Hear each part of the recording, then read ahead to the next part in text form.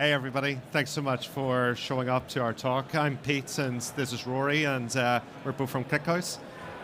So if you haven't heard of ClickHouse before, we're an incredibly fast open source database that runs at scale, and this lends itself well to fast and big data problems such as observability and security, but we also find a lot of people using it as a real-time data warehouse to serve large amounts of data to front-end applications such as metrics, and recently we've been seeing a lot more AI and agentic use cases as well. So we both work for ClickHouse that develops this database and also provides it as a managed service. And over the last 4 years, we've accumulated, luckily, over 2,000 customer deployments. That's across all the three major CSPs, AWS, GCP, Azure, and we have between 20 and 25 public and private regions. And as you can imagine, there's a lot of application code, infrastructure, and reliability efforts that go into making this work. So last month, two of our colleagues, Lionel and Al, released this rather provocatively titled article, Can LLMs Replace On-Call SREs Today? And it makes sense to ask questions like this because there's companies such as Anthropic that are having a lot of success in open and wide and deep search spaces such as agentic coding. So it makes sense to see, well, how useful can these be for an SRE?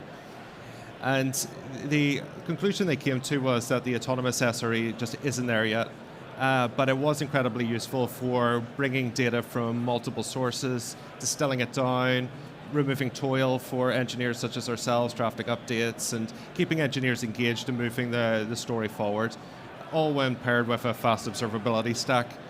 But their conclusion was the path forward was to present better context with better tools with humans in control.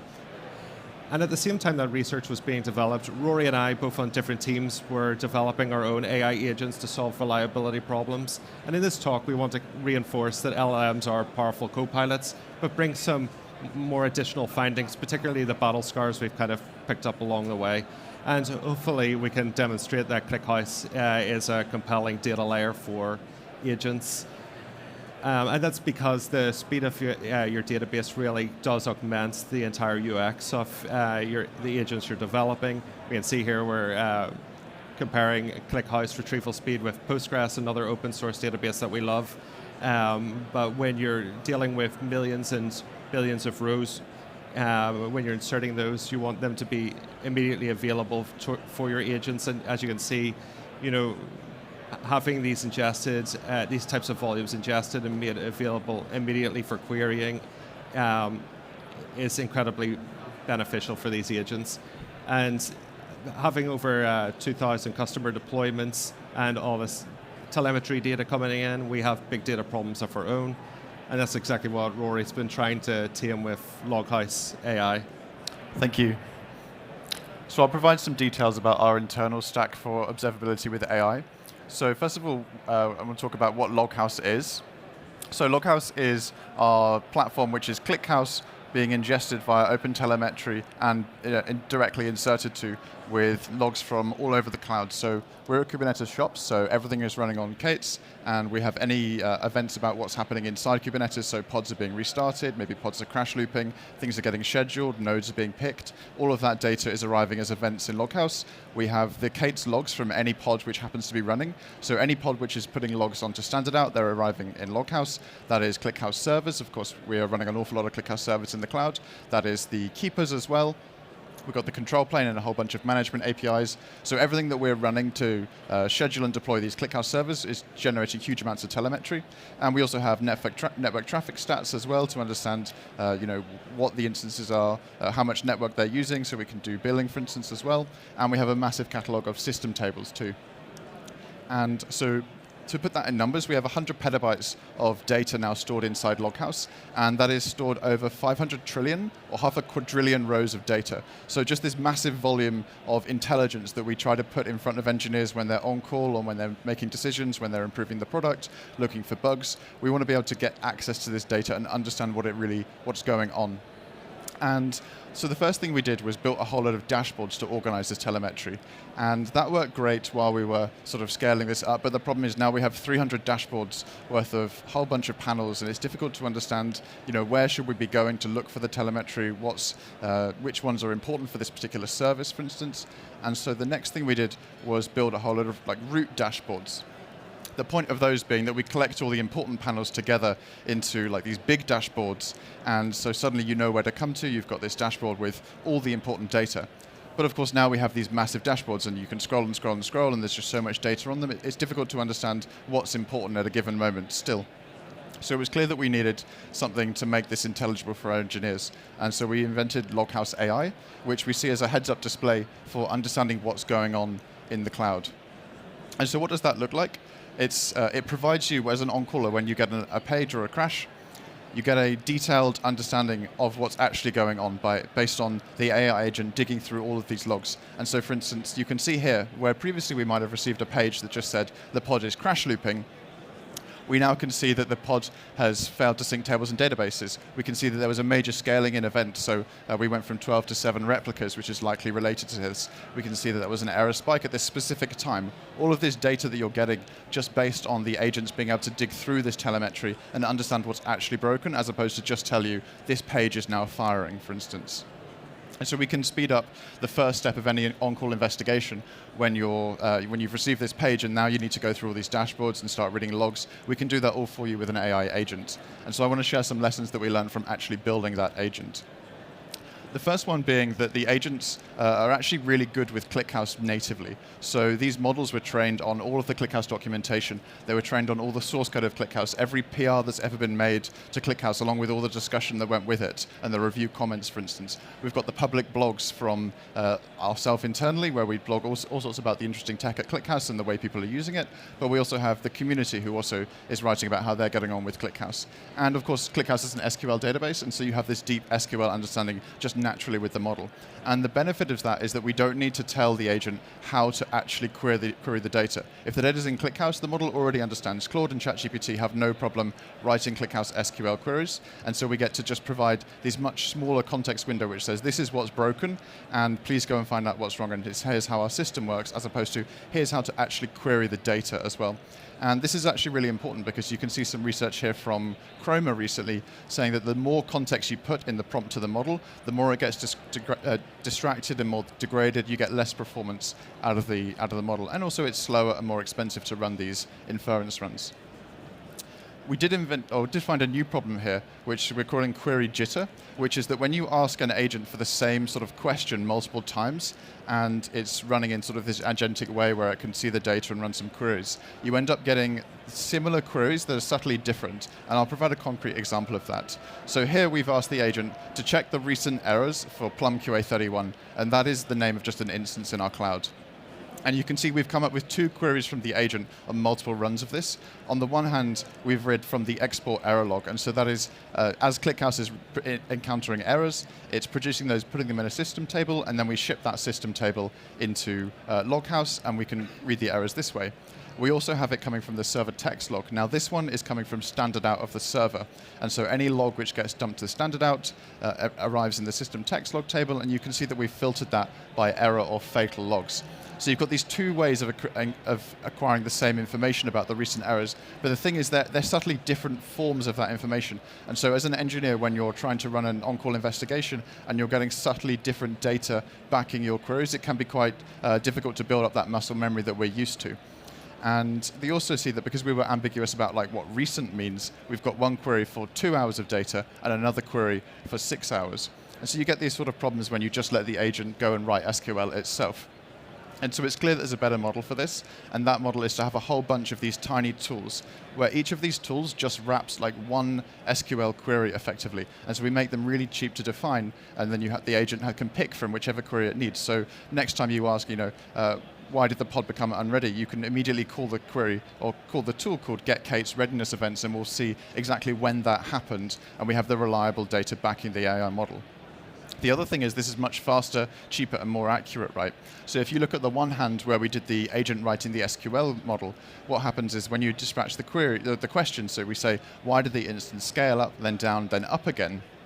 On the first hand, the agent thinks about it a bit, it does a bit of RAG, reads some autoscaler docs, crafts a bit of SQL, and then comes back with a query at the end. Now that query you need to now check, because as we just saw, it might not map to exactly the question that you thought you were asking, but the model is happy with the query. So you need to now think about that, check the query, and then execute it, and you get a response.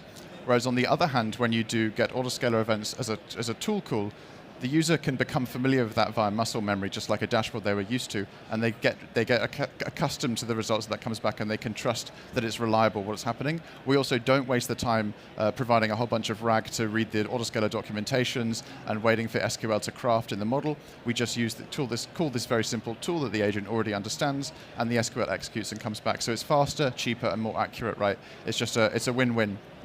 So the obvious question now is, how do you define hundreds and hundreds of these tiny little tools, right? So we need to make it very, very easy for our engineers to define the tools such that this actually becomes part of the business strategy. If we make it easy, people will make more tools and the agents get smarter and smarter. If you make it too hard, nobody builds the tools, everyone loses confidence in the model, and you don't really achieve what you wanted to. So the first thing we did was build this effectively an MCP server, which takes the YAML definition of SQL queries with a small description and provides that as a tool. And this worked pretty well. It's easy enough to define the queries like this. You just make a small PR with the SQL that you were already used to, put a few templated parameters in here. So for instance, we say the instance name is just wrapped in those double braces, and it works okay. But what we actually found out is that we'd already solved this problem in a much better way than providing this YAML MCP server for ClickHouse SQL queries. And we solved it like years and years ago, way before we were all super excited about this AI stuff. And what that looked like beforehand was these dashboards that we were just talking about, right? And so if you think about what a dashboard panel actually is it's just a small definition with a query, a description, and some context, right? And we've got hundreds of these to go around, provided with all the intelligence that we actually needed. We just needed to bridge the gap to bring that intelligence back to the agent. And so what we ended up building was this MCP server, which can just take our dashboard definitions in any format and provide each individual panel of the dashboard as a tool which the agent can then query. And in doing so, we found that we had much more accurate responses from the model. They were faster because we weren't waiting for that inference and reasoning. And they're much more knowledgeable because they're based on actual queries that were written by engineers and just hundreds and hundreds of them through all the dashboards. And so in doing so, we massively improved the performance of our models and made people more confident to use Loghouse with AI. And with that, I'll hand over back to Pete to talk about CH Assist. Thanks, Rory. So the next agent we're going to talk about is CH Assist. So one of the sources Rory was talking about that gets scraped into Loghouse is the system tables. So system tables are these incredibly rich sources of data that live in the ClickHouse cluster itself. So that includes like query logs, there's metrics in there, system settings, and a whole lot of other observability problems that you can find. So a lot of the problems that I personally come across for either customers or myself can usually be surfaced out of those tables. And I thought to myself, well, there's a lot of toil in that, and I just thought, like everybody at the moment, what if I just give an LLM access to these tables and just ask it in plain English? And one weekend, I stumbled across this project by Zeta.io. Zeta.io, if you haven't heard of them, are they're like ClickHouse, but they run Postgres at scale, and they open source their own agent called DB Agent, and it had all these real niceties such as playbooks, which are just prompts, and you could schedule those playbooks to act as like another vector of monitoring and alerting.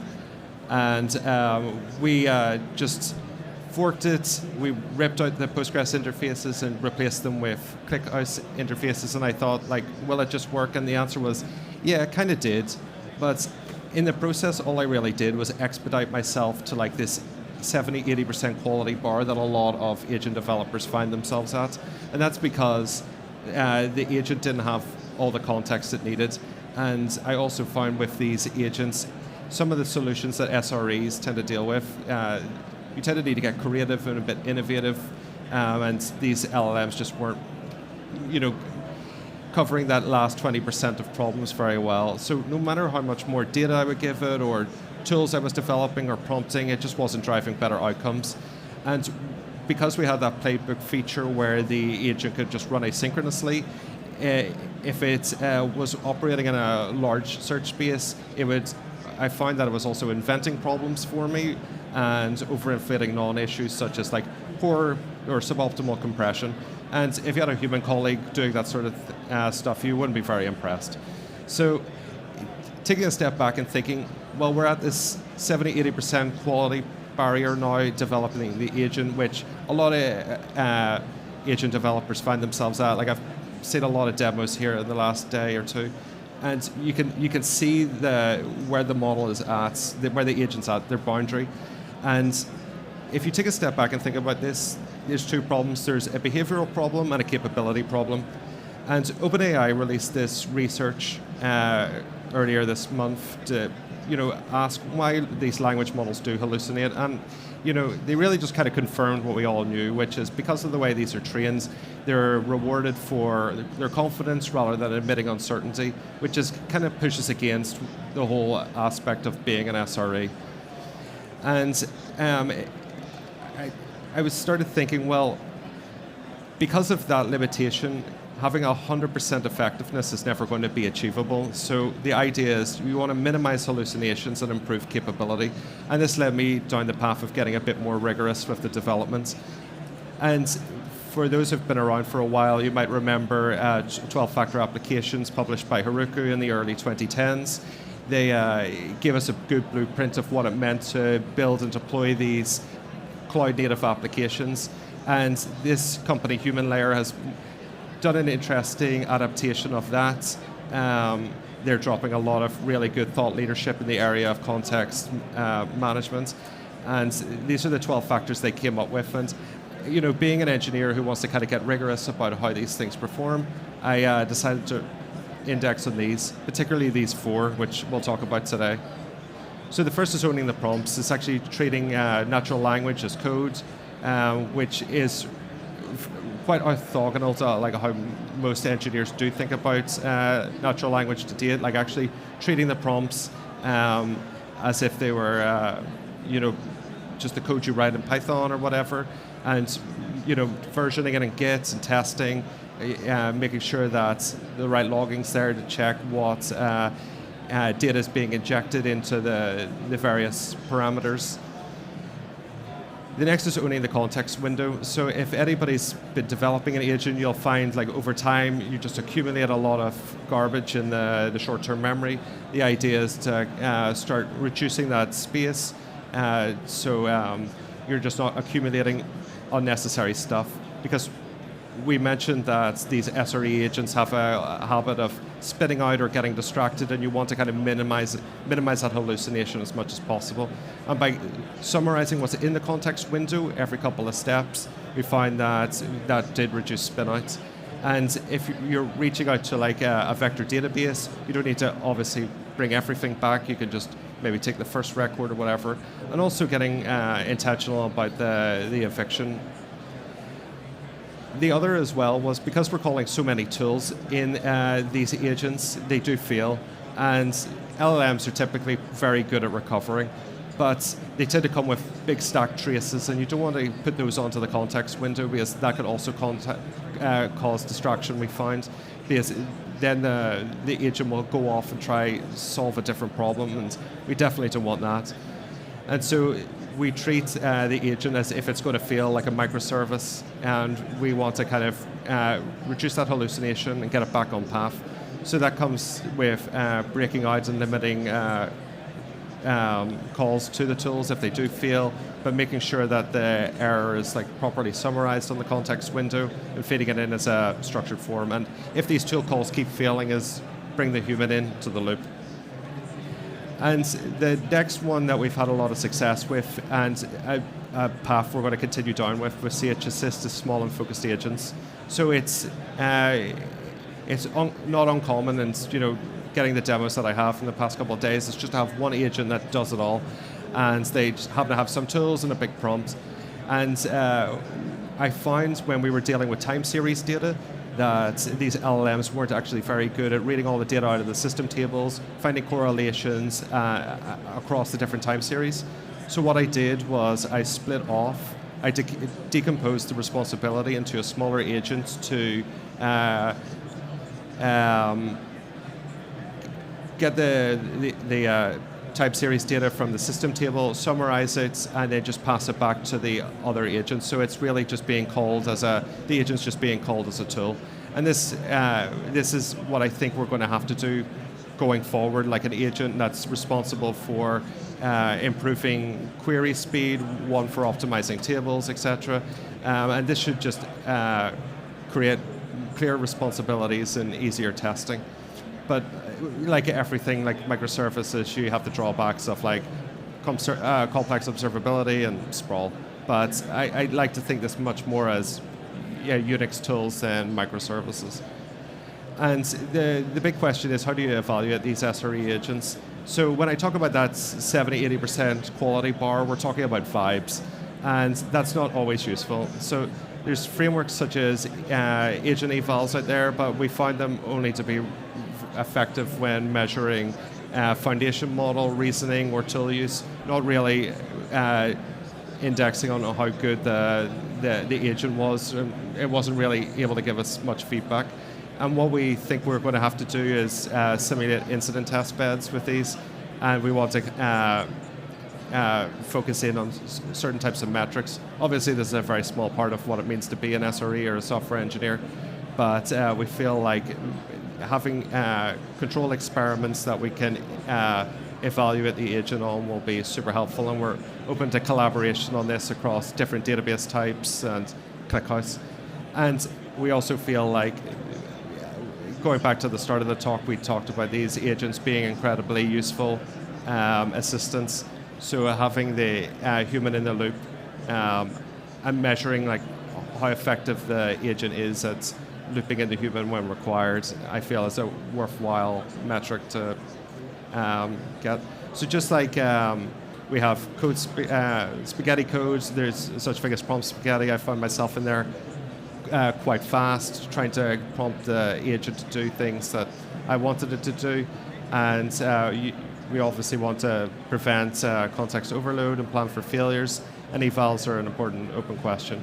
But SRE tasks naturally push against these 12 factors, and I think that's what I hope you'll take away from today. So with careful decomposition, context control, and error management, you should be able to push yourself past that quality boundary you find yourself at rather quickly. So I guess just to give a couple of examples, we have this one where the agent runs a playbook to find stale users in ClickHouse. So similar to a lot of databases, you could have users lying around, which could pose as a security risk if they ever got popped. So the idea is just allow an agent to identify all the users that are stale and surface those to a user. But we can see here that we've had to say to prompt the agent into saying, giving it some disclaimers like, this instance has possibly been idle for a couple of days. You probably shouldn't delete these, but these are the ones that haven't been active for that long. So if we hadn't kind of prompted the agent to do that, it would have just said, here are all the users that haven't been active in a day. They're probably safe to delete, and that's obviously not the case. The next is around slow queries. So ClickHouse is known for its speed and scale, and you can see here that we're saying like, well, why is the queries to the PyPy table slow? The PyPy table is just all the download stats of all the Python packaging information. And we can see that the agent spins up, it gets its environment, it knows it's in a ClickHouse cloud environment. It knows all the different databases and tables. It then describes the table. It runs a query to see what kind of queries it is. As Rory said earlier, some of these foundation models, such as Claude, are very, very good at generating ClickHouse SQL just because we're an open source database. So it tends to have no problem, but we tend to like it to describe the tables it's querying before to prevent hallucinations. And it says, okay, well, this is an incredibly inefficient table design. So here's a new DDL, and it said, okay, well, for validation, you can run these two queries and test the output. And you can see that the initial table, whatever query you would run, because it was suboptimally generated, it had to do a full table scan, pretty much any query you were doing. And it said scan the whole table, took over 36 minutes to comb through 226 billion rows. But after doing that, everything the LLM said, after its analysis where it read all the queries, read the table schema, it was able to go through its knowledge bank and get that query down to 2.2 seconds, which is a 64,000% increase. So that's the kind of ideas. We want to kind of shorten the time to these for these kind of incidents and help customers kind of make better use of ClickHouse. Because we're a new product, people are constantly designing bad schemas, etc. So we want to kind of improve that. So yeah, thanks very much. For those who haven't heard of us or want to talk more or a demo or whatever, our booth is over there. So thank you.